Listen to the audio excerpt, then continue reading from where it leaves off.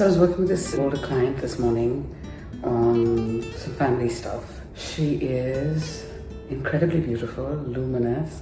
I always think of her as this diamond-esque, multifaceted, very loving, very kind, generous person, and I'm always feel very lucky that I get to work with her. I've known her for a long time. And she always resists my saying, "Oh, you're so beautiful." And I'm not saying it to pander.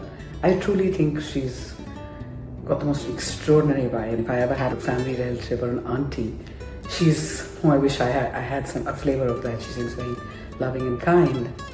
And I have this repeated experience with clients, or even when I've worked in multiple plays, that the reason why some people get cast is because the director or the casting director sees something in them that they don't see. And I think that's why people come back to the work as well, because they get to explore different aspects of themselves that they're not familiar with.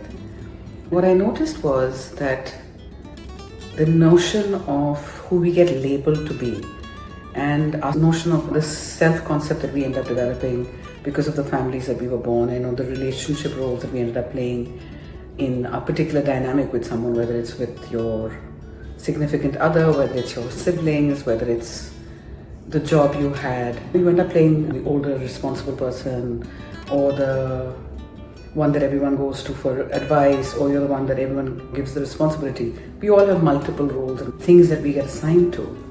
And one of the things I like exploring with people is looking at the labels, the roles, and the archetypes they were assigned in their family of origin, and how much of who they are today is still defined and ruled and limited by that. So think about it. When you think of your family of origin, what was the role that you were given? Were you the youngest? Were you the middle child? Were you the eldest?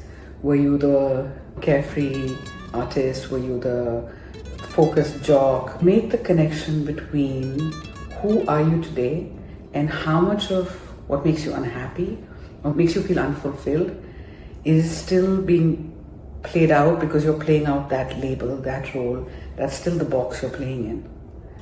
And is there a way for you to do a little bit of stepping out and to also explore who you are outside of that label, who you have been in other situations, other countries, other relationships?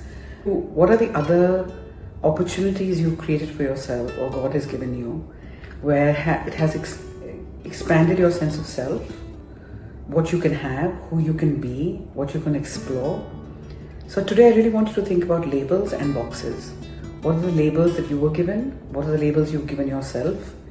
And how has that limited the expression of who you are?